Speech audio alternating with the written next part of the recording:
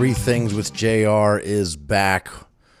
Hello, everybody. It's 2022, and it's time to start Season 3 of this podcast. Starting it off with some changes. You may have just noticed the theme song is different. This is yet another song from my band, The Band Big, and it's called People. And if it hasn't actually been released digitally yet, however, it has a video already. So if you haven't checked it out, you should check out our video. Go to youtube.com/thebandbig and you'll see our YouTube channel. I think that works.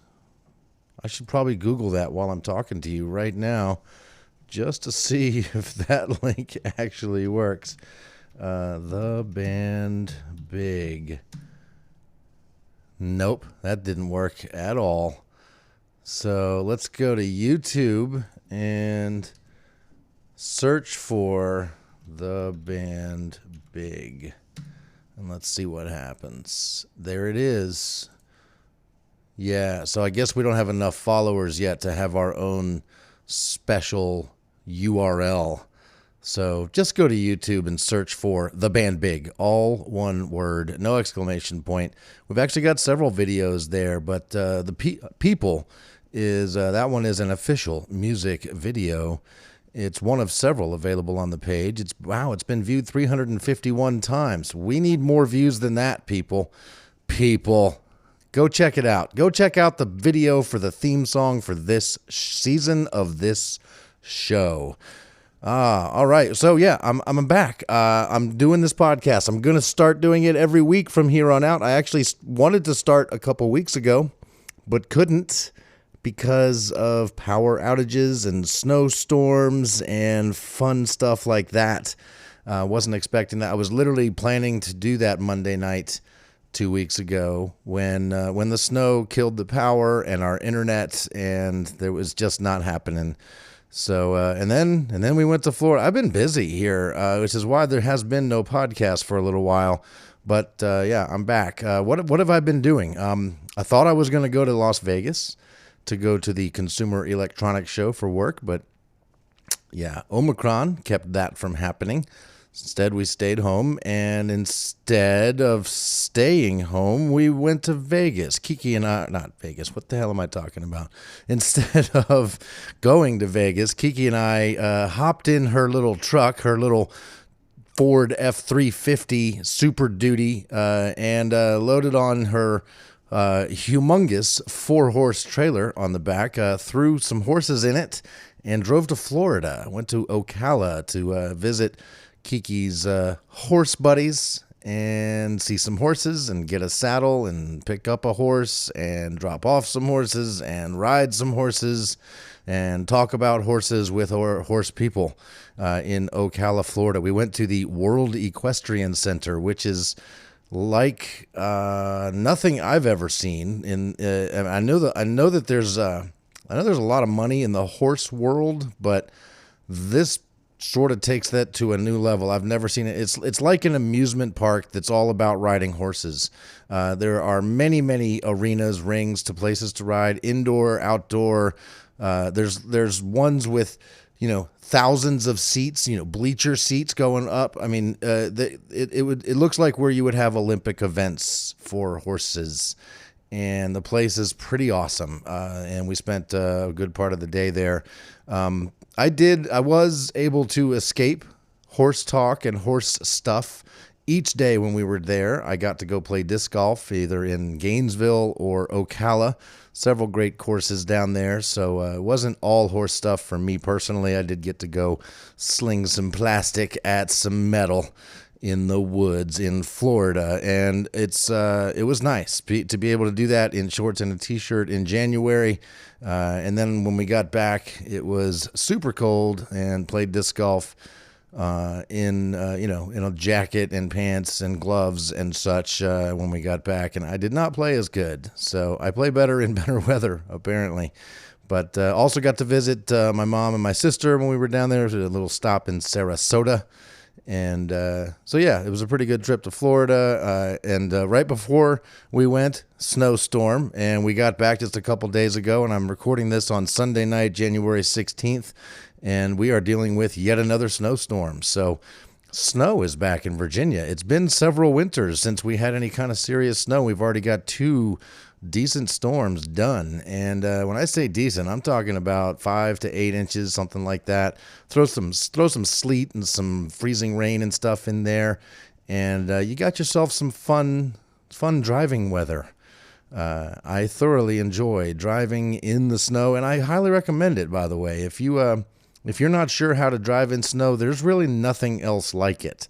There's no other driving experience that can prepare you for driving in snow other than driving in snow. And I strongly recommend that while there is snow on the ground, especially in the big parking lots like at the mall, take a car there and drive it around in the big parking lots.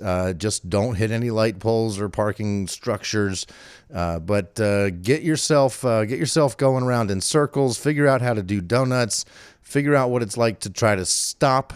Try to get some fishtailing going. Try to lose control of your car. It won't be hard, but then try to get it back. And when you start to understand what happens when you hit the gas or hit the brakes or turn your steering wheel and you're on snow, then you'll understand what to do and what not to do a whole lot better, and it will prepare you for driving on the roads in the snow. And if you have no opportunity to do that, maybe don't go out and drive in the snow.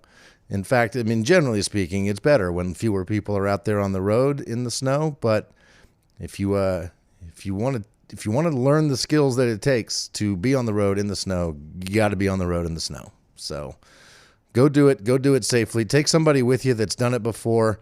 Watch what they're doing and have some fun. And don't hit a light pole and don't tear your car up or break anything. Don't break any laws doing that. But that's how to do it. That's how to get good at driving in the snow. And I love driving in the snow. I've been out several times today. I really had no good reason to go out other than to drive in the snow. I took Grenadine out, my little Subaru, and it did great. The tires on it are still the original tires, and I've got about 36,000 miles on them. So there's still life left in them, but they're not great in the snow. I kind of can't wait until these tires are ready to be replaced so I can get some tires that are a little grippier, a little tougher, and more fun to drive in the snow. I also took out the truck. The truck, by the way, now has a new license plate. My truck has had several personalized plates over the years. It was Fat and Bald, then it was Baldy, then it was Mr. Positive, and now my truck's license plate is Frolfer. Frolfer, Frolfer, as in Frisbee golf, as in what they called Frisbee golf on Seinfeld, Frolf. It's a funny name for disc golf because it's better than Dolph, so it's Frolf. But anyway, yeah, I'm a Frolfer, so I put that on the truck. So anyway, yeah, Frolfer and I went out and did some driving in the snow, and it was great. So never lost control, even though there's quite a bit of snow and it's very slippery. But had some fun. Didn't really go do donuts. Don't need to. I know how to do those. Plus, it's kind of annoying how good the traction control is on cars these days. On both the Subaru and the truck, you know, they're modern vehicles. They're 12 years old or 2 years old, depending on the vehicle. But both of them have traction control. And in the truck, you can turn it off, but it turns itself back on when you get up to like 30 miles an hour. And so if I'm trying to, do donuts or fishtails or whatever, or, if I'm trying to get the car or the truck sideways, it's near impossible now with how good these traction control systems are on cars. And I'm sure there's a way you can probably pull a fuse and turn that off and get the car to just do exactly what you tell it to, rather than letting it decide how it's going to deal with the loss of traction. I want to be in control of the loss of traction, damn it. But anyway, that's that. I didn't take the motorcycle out because that would be stupid. So what's going to be different this year on season 3 of this show? Are we going to have guests? I don't know. I don't have any guests lined up, but I'm very much open to talking to people and making a good show out of it. So if you have something to say and you need a place to say it, let's do it, people. Give me a ring. Let's talk. Maybe first send me a note. You can direct message me on Facebook at the Three Things podcast page on Facebook. You can direct message me just straight to me, or you can send an email. I think I set up an email address for Three Things with JR. I believe it's threethingswithjr@gmail.com. Gosh, now I'm wondering if I actually did that, because I definitely did. Let's go see if there's anything there. Three Things with JR. Let me sign out of that one, and let's see. Nope. Oh, yeah. threethingswithjr@gmail.com. Send me a note. Drop me a line if you want to be a guest on my show. I'll talk to anybody. So feel free to drop me a line. Let me know if you want to be interviewed. And, I'll make it easy for you. Don't be nervous. It's a podcast. We can edit out any stupid things you say, and let's find out what makes you tick, what makes you interesting. What do you want people to know about you? Let's pretend you are a famous person doing an interview on a famous person's podcast, and we'll treat it like you are a star, and I am the host interviewing you, because everybody wants to know what you have to say. So if you want to be on this show in any way, shape, or form, drop me a line, threethingswithjr@gmail.com. Let's see here. Kiki did let me drive that truck and trailer on our trip to Florida. Now, she didn't let me drive it down to Florida, for it was the new trailer's maiden voyage. We loaded 3 horses in it. They were the first 3 horses ever to be in this brand new 4-horse trailer, and she drove it to Florida. She's like, maybe let's not have you be responsible for the lives of these 3 horses. And instead, I did get to drive the empty 4-horse trailer back from Florida. Although I did good enough that she let me keep driving it when we stopped to pick up a horse and bring it back to Virginia with us. And now we can add that to my list of skills. I can drive a large pickup truck with a very large 4-horse trailer attached to it without hitting things. I did go over a few curbs, but no signs, no gas pumps, no other cars. Didn't hit anything, not a scratch on the truck or the trailer or the horse that was in it. Everything made it back great, even doing some tight turns and gas stations and all that stuff. So if you need me to drive your 4-horse trailer, I can. I'm just saying. So one of the things that we're going to do differently here on the show this season is the things are going to be themed. 3 things that are themed. Like each show will have a theme. For example, like rather than doing the standard 3 things that I've been doing now for 2 seasons, I'm going to change it up a little bit and give the things a theme. For example, one show might be, maybe there will probably be a bunch of shows dedicated to all of the different jobs that I've had.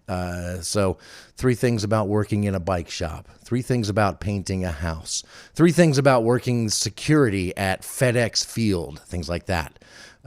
Places I've gone to. It might be interesting to tell you about those places. 3 things about Canada, about Denver, about Iceland, about Maine or England, San Antonio, Los Angeles, places like that. So 3 things about whatever. I got it. We're gonna be a theme. You're gonna learn stuff. You're gonna learn stuff about places and jobs and things, and it's gonna be less about like you need to kind of know me personally to find this show interesting, and hopefully interesting to anybody. 3 things about working at a radio station. I did that. Maybe there might be some things you would like to know about that. So that's how 3 Things with JR is going to adapt and evolve into its 3rd season. But we're going to hold off. We're going to do that in the next episode. I'll pick one of those themes and we'll go for it. Right now, it's this episode's 3 things are going to simply follow the pattern, the formula that we've got going so far with 3 things. So we're going to take a short break. We'll be right back, and I'll tell you 3 things. See you in a minute. Nothing I can say. Change your mind and stay. So I'll see you later today.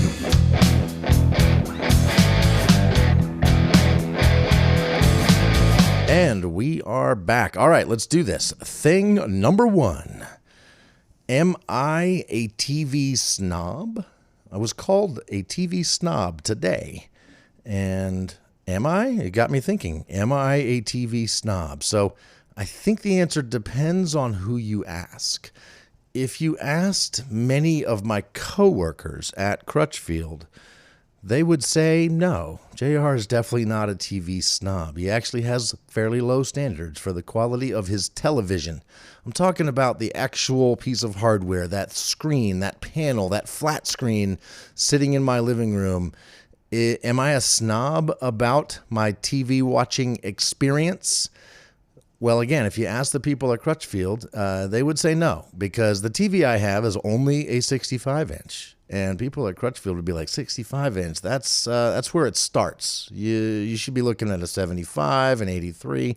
TVs are only getting bigger and better and higher definition, and a 65 feels small to a lot of the people that I travel in circles with. So by that standard, no, I'm not a snob at all. It's also not a top-of-the-line TV. I have access to those. I get a great deal on those with my job at Crutchfield, but I haven't purchased those because even at my great deal, it's more money than I want to spend on a television. I got a killer deal on a really nice TV, an above-average TV. It is a Sony. It's like third down from top of the line, right? It's not an OLED. It's an LCD TV. And it's great. It's fine. It is totally good enough for me. Would I love a bigger one? Sure. Would I love an OLED? Yeah, sure. But am I going to spend all that kind of money on it? No, it's not that important. Even though I spend hours a day watching my TV, it's fine. 65-inch, pretty good above average TV does great. Sound, I do have a home theater, a surround sound system, but it's by Crutchfield standards, it's a pretty simple one. It's 5.1, so there's 5 speakers and a subwoofer and a home theater receiver that does all the sound stuff. So I do have some surround sound, and when I turn it up, it's impactful. It's louder than I need it to be. It's movie theater-like for me. I don't have 12, 13 speakers in the room, but I do have a surround system. So when I watch TV, no matter what I'm watching, Jeopardy or Star Wars, I want it in the full home theater system so that everything sounds really good. So if you ask people at Crutchfield, that would be a small, modest home theater system. And it's just that when I do watch TV, I want it to look good and I want it to sound good. I think that makes me somebody that just cares about the experience, not a snob. My girlfriend, however, and many people that I know, don't care that much. You might be one of them. You might be perfectly happy going back to your house to watch a TV show and just watch it on whatever TV's there. Maybe you didn't spend a ton on it. Maybe you got a cheap one or a hand-me-down or whatever. It's maybe not even an above-average TV. And you're okay with that. Okay. And maybe you don't have any kind of speakers or a sound bar or home theater system or anything like that to augment the video with some really good sound. Maybe you're listening to your TV speakers. Okay. And my girlfriend and I, we have 2 houses. Now, we don't own either one. We rent one, and the other one is part of the deal with Kiki's job at a farm. So we have 2 houses. And at the house where I primarily stay, that's where my system is. And at the house where Kiki's job is that we stay there sometimes. We just have a TV. Now, I did get her a nice one, an above average TV. It's only a 55-inch though, because that's as big as it'll fit in the living room. And there's zero sound system. There's no real place to put one. The piece of furniture, you can't even really put a sound bar on it. I'm going to get one. I'm going to make it happen at some point. But we sat down to watch an episode of a TV show today during the middle of the day, and the light coming in the window behind us was a lot of glare on the TV screen. Normally we would watch TV at night, but it's a snow day, and we were watching TV during the day. And it was hard to watch. We were watching The Handmaid's Tale, which is a very dark show. There's not a lot of light inside the houses on that show. And I think that's an artistic effect that they're going for. And because of that, and because of the light coming in during the daytime TV viewing, it was hard to watch. Too much glare. And no matter which angle I put the TV at, you got too much glare. And I mentioned this to Kiki, and she's like, I don't even notice it. I don't even see it. That glare is not bothering me like at all. And I couldn't stop seeing the glare the entire hour-long episode. Now, I was able to get through it and watch it and enjoy the show, but I was noticing it the whole time. And I said something, and that's when she called me a TV snob. And I'm not a snob about TV, and not in my opinion. I want it to look good, and I want it to sound good. Not the best possible experience ever. I mean, if you want that, go to a movie theater, or I could go buy all the stuff needed to create just about a movie theater experience at the house, but it would be very expensive, and I would have to remodel the house to do anything like that. So I'm perfectly happy with the TV setup. I'm not a TV snob. I think you should. I think it should look good, and I think it should sound good. So there you go. It depends on who you ask. Thing number 2. Penn and Teller's Fool Us. Penn and Teller are amazing. I have loved Penn and Teller since I was a child. I remember seeing them on Saturday Night Live, David Letterman, Conan O'Brien. They are, if you're not familiar, they are a magician duo that Penn Jillette is the big, boisterous, loud, outspoken guy, and Teller, his partner, doesn't talk. That's part of his stage persona. Teller is silent on stage. He's also a lot shorter than Penn, so it's kind of funny seeing them together, but they are sort of bad boys of magic. They've been known to reveal how magic tricks have been done, to take the piss out of magic in many ways, and they are totally open and honest about how they lie to you in magic all the time. It's part of making magic work, and they've had a lot to say. Penn specifically has had a lot to say about a lot of things. For a while, they had a show on, I believe it was Showtime. It was called Penn and Teller Bullshit, where it would kind of debunk myths or call people and organizations and governments and stuff on their bullshit. That was a fun show. And there was a while there when I was getting out of religion and embracing my agnostic atheism, that I really tuned into a lot of what Penn Jillette had to say.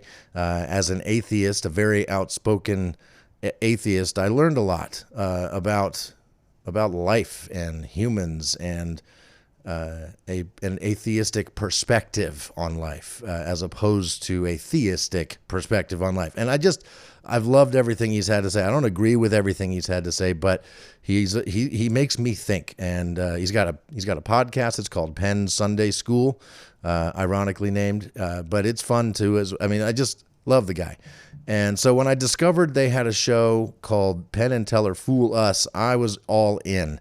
And I've been watching the show for a while now. It's hard to get sometimes. I don't have DirecTV anymore. I have like YouTube TV. So if I want to watch the show, it sometimes records it. Sometimes it doesn't. But what YouTube, as opposed to YouTube TV, which regular YouTube has been doing, it has figured out that I like Penn and Teller Fool Us. And every day on my homepage, it recommends a new video from Penn and Teller Fool Us. And it's usually posted by the magician themselves, not like on the Penn and Teller Fool Us YouTube channel. It's posted by the magician. And clearly the magicians have a deal with the show so that they are allowed to post the clip from the show from when they were on the show. And it's fantastic. I watch every single one that comes up on my YouTube feed, and there have been several recently that have actually really made me emotional. And there were two of them, two magicians, because what made it so emotional was that they were clearly realizing a dream of theirs, performing for Penn and Teller, trying to fool them, trying to come up with a magic trick they couldn't figure out. That's kind of the point of the show. And when these two particular magicians fooled Penn and Teller, it was an emotional experience because they actually fooled them. They didn't know if they were going to or not, but the emotion that came out of them was powerful. Seeing somebody like that, a performer realizing a dream, is something that gets me going. It gets my emotional heartstrings going. I mean, I literally started to cry watching, a 9-minute YouTube clip of Penn and Teller fool us. And so, I don't think you have to be a fan of magic to really enjoy this show. I highly recommend it for anybody and everybody because it is entertaining and fun. And so there you go. Penn and Teller, fool us. That was thing number 2. Thing number 3. All right. I'm wondering what you think. I would love to hear what you have to say about it. Feel free to comment on Facebook on 3 Things with JR's Facebook page, or on Anchor where this show is hosted, or wherever you can comment. You can send me an email. I'll read them on the air next time I do it. But I have a question. I want to know what you think feels better. It's hard for me to decide. This is a real question here. I'm going to describe 2 feelings, and they kind of go together, but they're different. And which one is better or more satisfying? Which thing feels better? All right, the first thing, eating an amazing meal. I'm not talking about your leftovers. I'm not even talking about a Thanksgiving meal. I'm talking about an expensive meal at a fine restaurant with food that is so much better than you ever thought food could be. You're eating something very gourmet, made by some of one of the best chefs in the world. If you've ever had the pleasure of that type of an experience, you know what I'm talking about. There's multiple courses, there's palate cleansers, there's just the perfect combination of meats, vegetables, and sauces, multiple influences. There's normal stuff, there's extreme stuff. Green beans are amazing in a situation like that, right? It doesn't matter what it is. An amazing food put in the hands of an amazing chef is an incredible eating experience, right? And I've even had it where the plate comes and you're looking at it and going, that's not enough food for me. I eat more than that.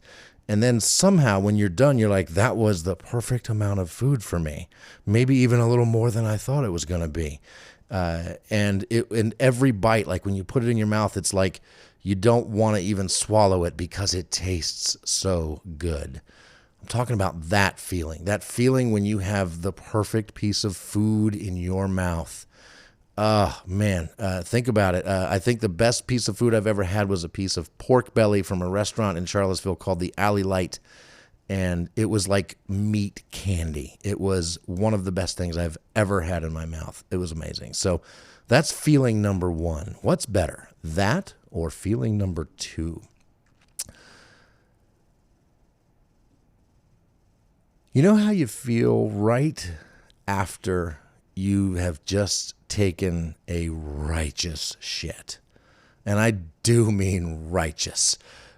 Multiple logs. Some of the logs so long that when you turn and look, they're halfway down the drain already and sticking up out of the toilet water, right? A big, huge dump. And it's so big you immediately feel 3 pounds lighter just because it's out of you, right? It's such a big deal. You're going to go through like 5 or 6 fresh rounds of toilet paper just to clean up the whole mess. That feeling of getting that stuff out of your body, when you're done getting that out, how good does that feel? Oh my God, it's one of the best feelings in the world. Is it better than meat candy in your mouth? What's better? The best piece of food you've ever eaten or the biggest dump you've ever taken?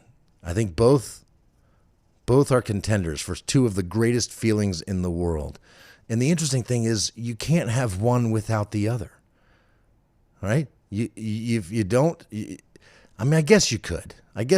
Right? As I think about this, you could have a shit meal and take a righteous shit afterward. In fact, maybe even a more righteous shit than the really great meal. So, yeah, I get it. You can have one without the other. You can have the great shit without the great meal, but you can't have the great meal without the great shit. All right. Anyway, let me know what you think. What's better, the righteous dump or the meat candy in your mouth? And that's it. That's going to wrap up episode 1 of 3 Things with JR's season 3 debut. New theme music. It's the song People from the band Big. Find it on YouTube. Search for the band Big on YouTube. But to see the video, the song will be out sometime, probably this year, on Spotify and everywhere else you listen to music.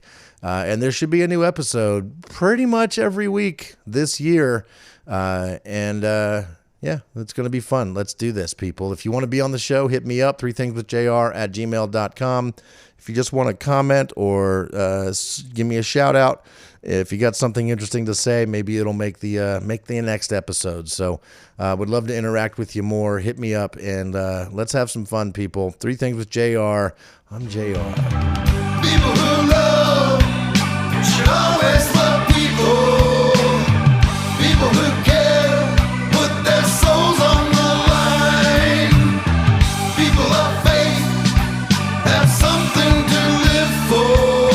The people who hate are just wasting their lives. Oh yeah, one more thing I wanted to mention. The Handmaid's Tale. Fantastic show. It's on Hulu. Kiki and I have been binging this show like crazy. It is dark. It is not funny. It is not hilarious. It is slow. It's a slow burn, but man, is it good. Highly recommend. We just wrapped up season 2. And whew, what a season. So Handmaid's Tale on Hulu. Check it out. Everybody say people who love should always love people. People who care put their souls on the line. People of faith have something to live for. But people who hate are just wasting their lives. People who hate are just wasting my time. I might even experiment with no burps this season. Who knows? You're welcome, ladies. See you next week.